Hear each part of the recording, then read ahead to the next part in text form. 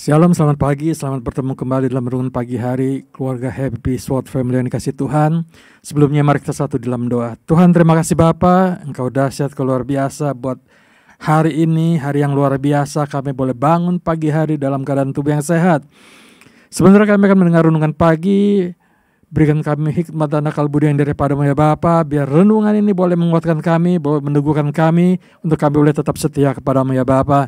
Hanya di dalam nama Tuhan Yesus kami sudah berdoa dan ucap syukur, haleluya, amin. Renungan pagi hari ini saya beri judul Sadar dan Bangkit. Masih di dalam Lukas 15 ayat 11 sampai 32, Bapak Gembala berkhotbah tentang anak yang hilang. Saya akan baca di dalam ayat 17 dan 18 demikian firman Tuhan. Lalu ia menyadari keadaannya, katanya, betapa banyaknya orang upahan Bapakku yang berlimpah-limpah makanannya, tetapi aku di sini mati kelaparan. 18. Aku akan bangkit dan pergi kepada Bapakku dan berkata kepadanya, Bapa, aku telah berdosa terhadap surga dan terhadap Bapa. Renungan pagi ini saya beri judul Sadar dan Bangkit. Di dalam ayat 17 ini dikatakan ia menyadari keadaannya. Gak banyak orang yang bisa menyadari keadaannya. Kenapa? Banyak orang yang terlalu larut atau terlalu jatuh atau terlalu jauh daripada Tuhan. Seringkali orang ketika keadaannya terpuruk, bukannya lari kepada Tuhan, malah menyalahkan orang.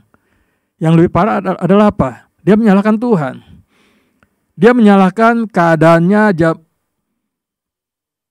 mungkin dia sudah terlalu amat jatuh dan juga dia mulai melupakan Tuhan. Dia melupakan bahwa Tuhan itu terlalu amat sangat baik dalam kehidupannya. Manusia lupakan Tuhan, manusia lupakan kebaikan Tuhan. Seringkali kalau kita hitung umur kita, mungkin kalau buat saya 54.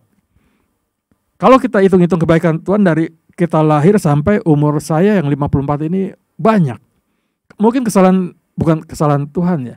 Seringkali juga bukannya Tuhan tidak menolong, tapi seringkali kita yang melanggar peringatan Tuhan. Seringkali Tuhan berbicara kepada kita, mungkin melalui orang lain, melalui siapapun juga. Seringkali kita apa? Kita menyepelekan.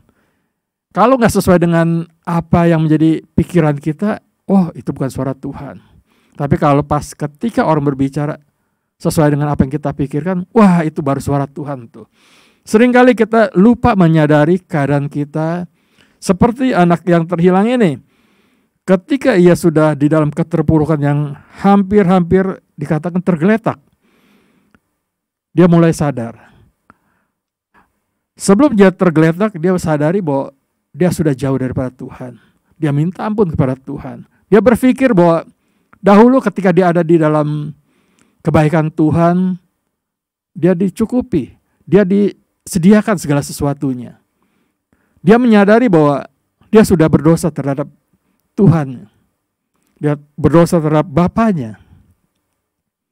Akhirnya dia sadar dan dia kembali. Dan di dalam sadar tidak cukup dengan hanya sadar saja. Seringkali kesadaran itu harus dilakukan dengan tindakan. Apa tindakan dari si bungsu ini? Dia bangkit. Dia bangkit dari keterpurukannya dan dia kembali. Dia tahu bahwa Bapaknya itu adalah Bapak yang luar biasa, Bapak yang mengasihi dia. Seringkali dia menyakiti hati Bapaknya. Kalau kita sebagai manusia di dalam keluarga, orang tua belum meninggal tapi sudah minta warisan. Kalau kita berpikir secara norma-norma yang ada di dalam masyarakat, itu nggak sopan, itu nggak, kurang ajar namanya. Secara nggak langsung kita mendoakan bahwa orang tua kita cepat mati. Kenapa? Kita minta warisan. Sedangkan kalau yang kita tahu warisan itu adalah sesuatu yang ditinggalkan ketika orang itu meninggal. Warisan adalah sesuatu yang diberikan pada saat orang itu meninggalkan dunia dan diberikan kepada anak-anaknya. Itu warisan. orang tua belum meninggal, warisan sudah diperebutkan, kurang ajar namanya. Ia sadar bahwa keadaannya mulai jauh daripada Tuhan dan dia kembali, dia bangkit dan kembali kepada bapaknya. Karena apa? Dia tahu di dalam rumah bapaknya banyak berkat, banyak kesenangan, banyak sukacita yang didapatkan. Mari kita sadar dan bangkit. Bangkit dan lakukan sesuatu. Jangan hanya sadar aja. Sadar bahwa oh iya dulu gue punya ini, gue punya itu, orang tua gue kaya, orang tua gue bisa begini, bisa begitu. Tapi kita gak pernah bangkit. Percuma. Orang yang sadar tapi gak bangkit juga percuma itu. Kita harus sadar dan bangkit, lakukan tindakan iman. Bahwa ketika dia datang, pasti bapaknya akan menerimanya. Kenapa? Karena dia tahu bahwa bapaknya itu mengasihi dia. Bapak itu selalu mencari dia. Biar firman Tuhan pagi hari ini boleh kita mengerti. Ketika kita menyadari bahwa kita telah bersalah kepada Tuhan, kita harus melakukan tindakan.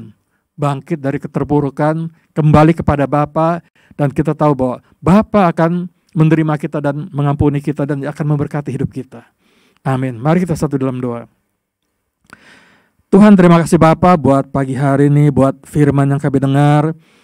Kami tahu Tuhan, kami sebagai manusia penuh dengan kekurangan, tapi kami juga tahu Tuhan, Engkau Bapa kami yang luar biasa, Bapa kami yang memelihara hidup kami, Bapa kami yang memberkati hidup kami Tuhan.